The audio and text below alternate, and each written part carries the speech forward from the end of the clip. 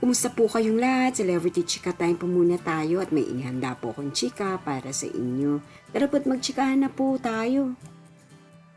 May Mendoza at Alden Richards, ito po ang kanilang latest kaganapan at updates ngayong araw ng Webes.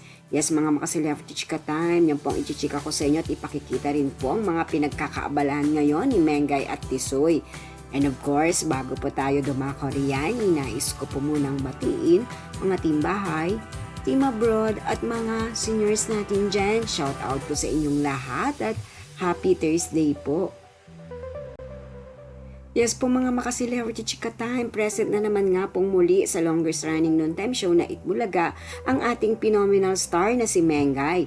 Tunay naman nga pong riot na naman na kasiyahan ng hatid-hatid ng mga legit rubber cats, lalo na nga po at nariyan at present pong muli itong si Mengay. Narito po at panuorin po natin ang makwelang kaganapan ni Mengay sa Itbulaga.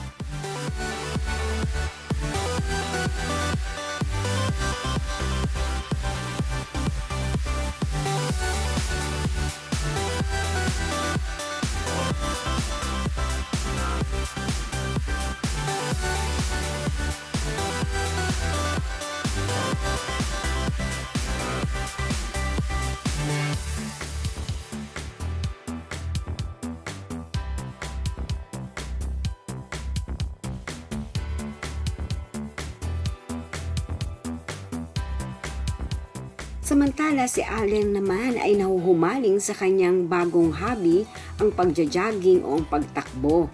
Yes po, tunay naman nga pong kinakarir ng ating Asia's multimedia star na si Alden Richards ang kanyang pagtakbo. Yes po, as long as na hindi po hectic ang schedule ni Alden sa kanyang mga showbiz commitments, ay pagtakbo naman po ang kanyang nakagawi ang gawin. Narito po at panuorin po natin ang kanyang pinagkakaabalahan po na ito na kanyang new hobby.